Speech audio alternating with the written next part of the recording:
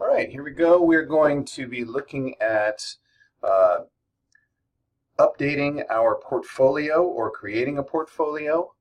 I have provided you a basic web page so that when you download the folder, you're going to have a portfolio that you can use for the rest of your career here at the community college. Something to show off to an employer, hopefully, and uh, so that you can show them your works, tell them this is what I can do, hire me. All right. So if you want to go ahead and open up your files there, you should see construction, CSS, you won't see construction there. I'll take that out before you get there. But you will see CSS, images, JavaScript, JS there, and default.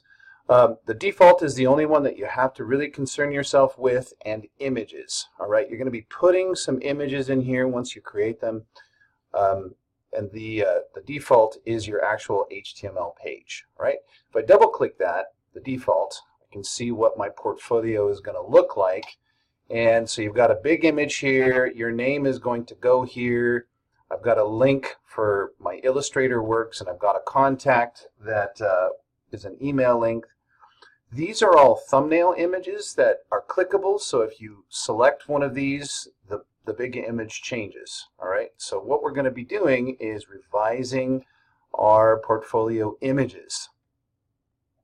So I'm going to hide this just for a moment, and I'm going to show you how to get this done. All right, if we open up our default page in an HTML text editor, I don't know exactly what that's called, text editor. I'm going to use Dreamweaver. You can use Notepad or Notepad++. It doesn't really matter so long as it writes HTML. That will be fine. Okay, so what you're going to see here when you first open up this page is a bunch of code up here. You don't need to do anything with this up here. All right, what you do want to do is come down here to where it says students, write your name and email address. All right, so where it says var your name equals, in the quotes you're going to change your name to whatever your name is. Do not write Dennis Richardson. That would not be appropriate. Okay, then in your email address, within the quotes, you're going to change your email address. Mine is dennis.richardson at wwcc.edu. Okay, so then that becomes a clickable link. An employer, whoever has your portfolio, could click it and contact you via email. Okay, so this is going to look complex, and it is somewhat complex, so I've got to go through it with you. All right, when we looked at our web page, all of those images that were on the page were declared right here in this is what's called an array. Okay, all right, so in the first image I've got a thumbnail that is this down here. This is the first thumbnail. When I click on it, it shows my image number 1 big up here. All right, so here we go. Here's my thumbnail, and then my main image is the big one. Okay, these two have to match, and I'll show you how to do that in just a second. All right, now if you are working in Illustrator, you're creating an Illustrator or you're adding illustrations to your portfolio page, you can just go ahead and leave all of this stuff live. Okay, if you're in the Photoshop class and you're wanting to add Photoshop, what you need to do is you need to comment out all of these items by clicking // The / is next to the shift key on the right hand side of the keyboard. All right, the one that's underneath the question mark. So I would do that to get rid of all of those. All right, if you're using Illustration or Illustrator, this is the class that you're taking, this is what you want to use. You want to change these thumbnail images and change the main images. If you're in Photoshop, you need to uncomment those items. So you would delete those slashes, and however many items you're going to add, you want to copy this and paste as many portfolio items as you're going to put on the page. All right, Same thing goes for two-dimensional design, interface design, UX, audio, video, and any HTML pages you want to add. Okay, but for the moment, I'm just going to go ahead and undo all that because I don't want to be adding Photoshop to it. I want to be adding illustration. All right. So let's say you've got 3 illustrations that you're going to put on there, and you only have 3. Well, yeah, that's fine. What you could do is just delete the rest of this stuff. Okay. So then you're only going to have those items on the page and no blanks. Okay. I'm just going to undo that for the moment. Okay, so I'm going to show you now how to create your thumbnails and how to create your big images. I have got in Illustrator, I'll go ahead and just delete that for the moment. I was practicing. Okay, so I've got my funky coffee image right here, and I want to select everything, so I'm going to hit Control A. That selects everything. Control C, copy that. And then in my portfolio image page, I have a page that is 200 pixels square. All right, this is going to become my thumbnail. This artboard right here is 1,000 pixels wide by 600 pixels tall. You don't want to make it your image any larger than this, but you do want to keep your height at about 600 pixels. All right, that's going to keep your web page together. All right, so if you don't want to go as wide on that, you can make it, narrower, but just don't make it any shorter than that 600 pixels. All right, so again, 200 pixels by 200 pixels is my thumbnail size. 1,000 pixels wide by 600 pixels tall is sort of my ideal size. Just we want to make sure that 600 pixels tall. Okay, so now that I've copied my image, my special coffee image, I'm going to go ahead and paste it on here. And it doesn't probably fit perfectly. That's all right. I want to go ahead and resize that so that I am happy with how it fits. Okay, but I do want it to fit into this page as well as I can. So I'm going to move that up just a little bit. Yeah, it feels pretty good there. And if I were so inclined, I might do something like this and just give myself a little rule of thirds work. Right? Doesn't really matter. It's all up to you. It's your choice. Okay.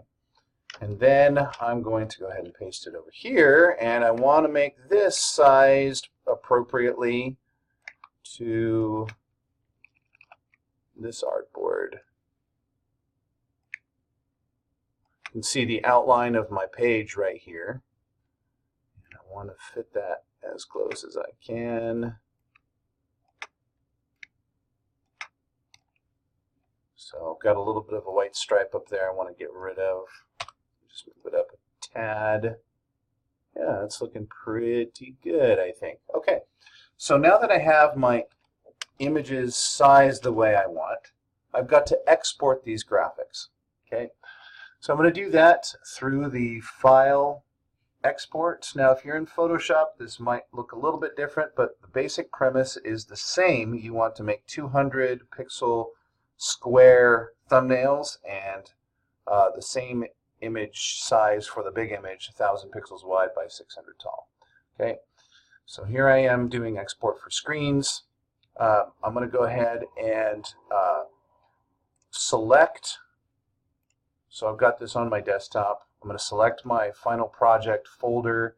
I'm going to select images, and I'm going to hit select folder. Now, I want to open the location after export because I've got to rename it.